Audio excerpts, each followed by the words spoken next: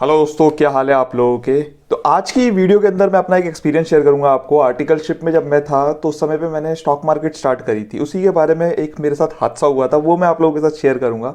और होपफुली आपको इस एक्सपीरियंस से कहीं ना कहीं लर्निंग मिलेगी कि आपको क्या नहीं करना है स्टॉक मार्केट के अंदर, ठीक है।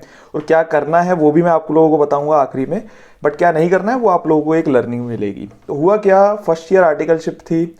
तो मतलब मेरे जो सीनियर्स थे उनको मैं देखता था कि यार स्टॉक मार्केट में ट्रेड कर रहे हैं। तो उनको देखा, मेरे को भी लगा कि यार मेरे को भी करना चाहिए। तो मैंने क्या करा, मेरे पास 10,000 रुपये इकट्ठे हो गए थे आर्टिकलशिप से। तो मैंने क्या करा, उसका अपना एक अकाउंट खुलवा लिया, डीमैट अकाउंट खुलवा लिया। तो डीमैट अकाउंट अभी तो क्या होता है, जैसे आप खुलवाते हैं ना ऑनलाइन, फटाफट खुल जाते हैं। उस समय पे मैं मतलब आज से कितने साल हो गए, मतलब 7-8 साल, 8-9 साल पहले की बात मैं कर रहा हूँ आपसे, 2014 या 15 की बात है ये, ठीक है। तो उस समय की मैं बात कर रहा हूँ आप लोगों से। तो उस समय पे क्या होता था, फिजिकली जाके मैं खुद गया था, ठीक है। लाजपत नगर गया था मैं, चिराग दिल्ली से लाजपत नगर गया था। चिराग दिल्ली में मेरी फॉर्म हुआ करती थी।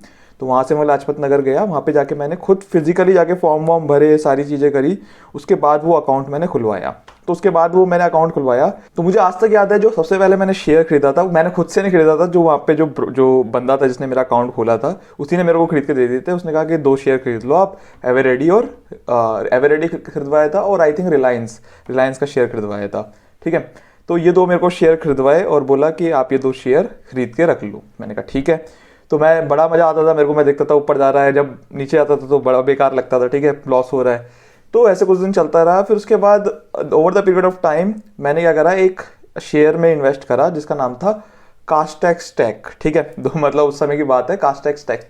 क्यों इन्वेस्ट करा, वो ना शेयर ऊपर जा रहा था, मतलब रफ्तार से, बड़ी रफ्तार से ऊपर जा रहा था, ठीक है। डेली 4-5 रुपये, मतलब 100-150 रुपये का शेयर था वो उस समय, आई थिंक 100-120 रुपये का शेयर था। अभी मैं आप लोगों को दिखाऊंगा भी सही उसका चार्ट। तो उतने रुपये का शेयर था और धीरे धीरे धीरे करके वो बढ़ता जा रहा था। और एक समय पे मतलब वो बढ़ता जा रहा था, तो मेरे को लगा यार मेरे को भी इसमें इन्वेस्ट करना चाहिए, देखते हुए बढ़ते हुए देखकर। तो मैंने क्या करा, उसके अंदर पैसा डाल दिया, ठीक है। कुछ थोड़ा बहुत ही पैसा डाला था। तो वो पैसा मैंने डाला, तो वो क्या हुआ, फिर बढ़ने लगा बढ़ने लगा। मेरे को बड़ी खुशी होती थी। वो बढ़ता गया बढ़ता गया बढ़ता गया, और एक लेवल पर आकर वो रुक गया, ठीक है। मतलब रुक गया, मतलब कि अगले दिन से, जिस दिन वो बढ़ा, अगले दिन से एक लिमिट तक पहुंच गया वो। तो वहां पे पहुंचने के बाद अब डेली लोअर सर्किट लगा रहा है वो, डेली का लोअर सर्किट, डेली का लोअर सर्किट, डेली का लोअर सर्किट लगाया जा रहा है, लगाया जा रहा है, लगाया जा रहा है, लगाया जा रहा है। और मैं कुछ नहीं कर पा रहा हूँ, मैं कुछ शेयर भी नहीं बेच पा रहा हूँ, क्योंकि जैसे ही ओपन होता है वो लोअर सर्किट, जैसे ही ओपन होता है वो लोअर सर्किट। तो कोई भी कुछ भी नहीं कर पा रहा, जो भी जिन्होंने भी इन्वेस्ट करा था उसमें से मैं भी एक था, ठीक है। तो इस तरीके से बढ़ा के ले गए पहले, उसके बाद एकदम से नीचे गिरा दिया शेयर को। तो जब वो नीचे गिराया, बिल्कुल जब खत्म हो गया वो शेयर, तब मैंने उसको सेल करा। और मेरा काफ़ी अच्छा खासा नुकसान हो गया था, क्योंकि आर्टिकलशिप में थे। तो आई थिंक 3-3.5 हज़ार का नुकसान हो गया था। तो वो भी काफ़ी ज़्यादा है यार, 2 महीने की अराउंड स्टाइपेंड था वो, ठीक है। बहुत मेहनत करके कमाए थे हम लोग स्टाइपेंड। तो वो 2 महीने का जो स्टाइपेंड था वो मैंने उसके अंदर गवा दिया था, उस शेयर के अंदर, ठीक है। तो मैं आप लोगों को लैपटॉप की स्क्रीन की तरफ दिखाता हूँ कि वो शेयर का हुआ क्या था, मतलब शेयर के अंदर था क्या ऐसा, वो मैं आप लोगों को दिखाता हूँ। तो दोस्तों ये शेयर था कास्टेक्स टेक्नोलॉजीज प्राइवेट लिमिटेड। अब तो ये ट्रेड ही नहीं होता है, एनएससी और बीएससी दोनों पर ही, ठीक है। तो अगर आप इसका प्राइस भी देखेंगे तो 80 पैसे जो लास्ट क्लोज हुआ है वो चल रहा है, ठीक है। मतलब ये ट्रेड नहीं होता अब इसके ऊपर, एनएससी और बीएससी के ऊपर। तो आपको मैं दिखाता हूँ यहाँ, ये देखिए, ये बात है 2015 की। तो देखिए क्या हुआ 2015 के अंदर, ये देखिए यहाँ से नीचे से, आप यहाँ नीचे से देखिए। अब देखिए क्या हुआ कि यहाँ पर 40 रुपये से स्टार्ट हुआ, ये 40 रुपये से स्टार्ट हुआ, यहाँ पे आ रहा है प्राइस, 40 रुपये से स्टार्ट हुआ। इसको बड़ी विंडो में ओपन कर लेते हैं। 40 रुपये से स्टार्ट हुआ, और ये देखिए मैंने क्या करा था, मैंने अराउंड यहाँ तक, जब मैं डेली देख रहा, डेली बढ़े जा रहा है, डेली बढ़े जा रहा है। तो मैंने यहाँ पे अराउंड एक 150 या 160 के अराउंड मैंने एंट्री ले ली थी, ठीक है। फिर ये बढ़ता गया, मैं खुश होता गया, ठीक है। मुझे लगा कि ये तो मेरे को अमीर कर देगा, ठीक है, आर्टिकलशिप में ही सीए करने की क्या जरूरत है। तो उसके बाद ये यहाँ पर आ गया, ठीक है, 362 पर। अब देखो ये इसका लास्ट दिन था जिस दिन इसने अपनी चढ़ाई करी।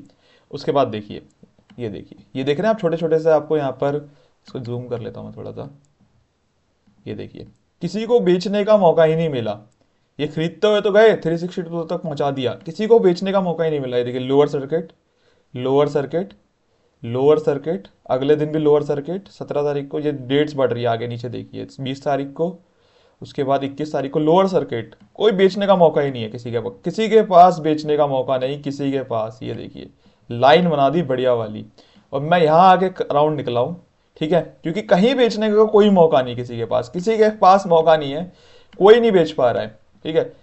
ये देखिए यहाँ तक आते आते, यहाँ तक आते आते मैं यहाँ राउंड कहीं निकला था, ठीक है, यहाँ पे भी बेचने का मेरे को मौका मिला था, ठीक है, मैं ये निकल गया था, और मतलब यहाँ पर देखिए क्या हुआ, सीधा 360-62 से 20 रुपए तक पहुंचा दिया बिना, और वो भी क्या है, आप ये एक चीज देखिए, सिर्फ लोअर सर्किट लग रहे हैं यहाँ पर, कोई सेल नहीं कर पा रहा है, कोई बायर ही नहीं है, तो सेल कहां से होंगे, ठीक है। तो बायर ही खुद थे, पहले पंप करा पंप करा पंप करा, उसके बाद फिर डंप कर दिया, ठीक है। तो यहां से ये लोअर सर्किट लगने लगे और यहां तक ये मार्केट आ गई। तो ये आप देखिए, अब यहीं यहीं से फिर क्या हुआ, ये पूरा शेयर का पूरा जो शेयर है वो डूबता गया, तो बिल्कुल ये जीरो हो गई कंपनी। तो इस तरीके से पंप और डंप करा जाता है एक शेयर को। मतलब ये मेरी पहली गलती थी, जो मेरे को लगता है कि आप लोगों के साथ डिस्कस करना चाहिए, क्योंकि अभी क्या होता है, जो न्यूबीज होते हैं जो पहली बार मार्केट में आते हैं, तो कई बार ऐसी चीजें देखकर कि यार उस शेयर बढ़ता जा रहा है बढ़ता जा रहा है और इसके अंदर इन्वेस्ट कर दो, ठीक है। आपको टेक्निकल और फंडामेंटल दोनों उस कंपनी के समझने पड़ेंगे, ठीक है। तो ये चीजें यार आपको ये चीज ध्यान रखनी पड़ेगी, क्योंकि आपका हार्ड एंड मनी है, आप स्टाइपेंड अगर आप कमा रहे हैं तो हार्ड एंड स्टाइपेंड है, तो वो चीज़ आपको ध्यान रखनी पड़ेगी। और आपको अपने हिसाब से जो मतलब, क्योंकि आप यार चार्टर्ड अकाउंटेंट हो, अगर आप ही ऐसी चीज़ें करोगे, चार्टर्ड अकाउंटेंट या होने वाले चार्टर्ड अकाउंटेंट, अगर आप इस तरीके की गलती करोगे तो फिर बाकी लोग क्या करेंगे, बाकी रिटेलर क्या करेंगे। तो ये चीज़ थी, उस समय मेरे को समझाने वाला कोई नहीं था, बट मैं आपको बता रहा हूँ कि हाँ इस तरीके से आप इसके अंदर इन्वेस्ट मत करना, वरना गड़बड़ हो सकती है। तो आपको लर्निंग मिली होगी कि आपको किस तरीके शेयर्स के अंदर इन्वेस्ट नहीं करना है। इवन क्रिप्टो अगर आप देखो यार, क्रिप्टो का भी कोई वजूद नहीं है, पीछे कोई बैकग्राउंड तो है नहीं उसके, ठीक है, उसके पीछे कोई फंडामेंटल्स तो है नहीं। अब जैसे क्रिप्टो भी है, अब इस कंपनी में भी क्या था, कोई फंडामेंटल नहीं था, जस्ट पंप हो रहा था पंप हो रहा था पंप हो रहा था, और फिर एकदम से गिरा दिया। तो उसी हिसाब से क्रिप्टो भी है, क्या करा, पंप करा पंप करा। आप देखो क्रिप्टो को पहले $60,000 तक ले गए थे, आई थिंक 50 लाख रुपीज तक ले गए थे, उसके बाद एकदम से गिरा दिया, ठीक है। तो 15-16 लाख रुपए उसकी वैल्यू रह गई है। तो मतलब क्या हो रहा है, ये पंप कर रहे, पहले पंप करे जा रहे हैं पंप करे जा रहे हैं पंप करे जा रहे हैं, फिर उसके बाद एकदम से गिरा दिया, ठीक है। इसका कोई फंडामेंटल बेस तो है नहीं। और कई क्रिप्टो इन्वेस्टर्स से आप पूछोगे ना कि इसका फंडामेंटल क्या है, क्यों इन्वेस्ट कर रहे हो उसके अंदर, तो पता क्या बोलेंगे, क्योंकि ये लिमिटेड है।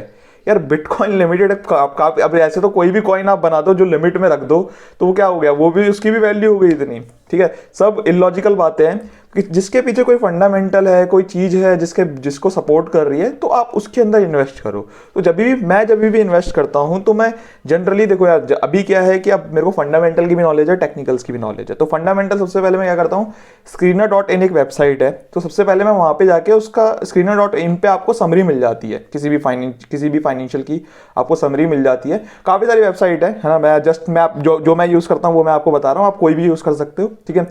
तो ये जस्ट मैं बता रहा हूँ कि जो मैं यूज करता हूँ खुद पर्सनली, ठीक है, और ये फ्री है, आप फ्री ऑफ कॉस्ट यूज कर सकते हो, ठीक है।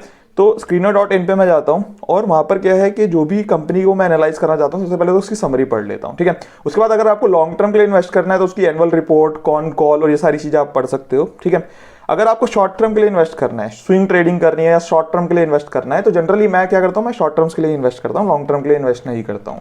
तो शॉर्ट टर्म के लिए अगर आपको इन्वेस्ट करना है, तो उसके बाद मैं उसके टेक्निकल्स भी देखता हूँ, और इवन लॉन्ग टर्म के लिए भी आप इन्वेस्ट कर रहे हैं, तो ऑब्वियसली फिर भी आपको टेक्निकल्स देखने चाहिए। लेकिन हर किसी का मतलब टेक्निकल्स देखने, अगर आप लॉन्ग टर्म इन्वेस्ट कर रहे हैं तो टेक्निकल देखने का थोड़ा सा अलग तरीका होता है। अगर शॉर्ट टर्म आप इन्वेस्ट कर रहे हैं तो टेक्निकल देखने का मतलब टाइम फ्रेम में देखने का आपका अलग तरीका होता है। तो पहले मैं टेक्निकल्स में देखता हूं कि कौन ब्रेकआउट दे रहा है, कितने पीरियड से, मतलब क्यों पहले इतना नीचे चल रहा था ये शेयर, अब क्यों ब्रेकआउट दे रहा है। काफ़ी सारी चीज़ें होती है, काफ़ी सारी साइकोलॉजी होती है, मार्केट बिहेवियर पढ़ना पड़ता है टेक्निकल्स के अंदर। उसके बाद जब मेरे को फंडामेंटल भी सपोर्ट कर रहा होता है, मेरा टेक्निकल भी सपोर्ट कर रहा होता है, या दोनों चीज़ें मेरे को सपोर्ट कर रही होती है, उसके बाद मैं इन्वेस्ट करता हूँ, ठीक है। टेक्निकल्स के लिए मैं ट्रेडिंग व्यू यूज़ करता हूँ, वो भी फ्री ऑफ कॉस्ट है। मतलब मोस्ट ऑफ द फीचर जो मेरे को रिक्वायर्ड है या जो एक जनरल रिटेलर्स को रिक्वायर्ड होते हैं वो जनरली फ्री होते हैं। तो वहां पर जाकर आप देख सकते हैं। तो दो चीजें हैं, फंडामेंटल के लिए Screener.in में यूज करता हूँ, उसके बाद टेक्निकल्स के लिए मैं ट्रेडिंग व्यू यूज करता हूँ। तो इससे क्या है, आपको दोनों तरह से, फंडामेंटल से भी आपको इंश्योरिटी मिल जाती है और टेक्निकल से ही मिल जाती है, ठीक है। और मतलब दोनों, ऐसा नहीं है कि काफी ज्यादा टाइम लगता है, एनुअल रिपोर्ट्स और ये सब पढ़ने में ज्यादा टाइम लगता है, ठीक है। इंस्टेड अगर आप ये दो चीजें करोगे, दो एक्सरसाइज करोगे, तो कोई ज्यादा टाइम नहीं लगता एक शेयर को एनालाइज करने के अंदर। तो ये मेरा प्रोसीजर रहता है एज ऑन डेट, जो मैं खुद पर्सनली यूज करता हूँ, ठीक है।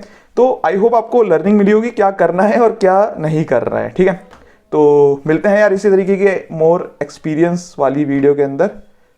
Thank you so much.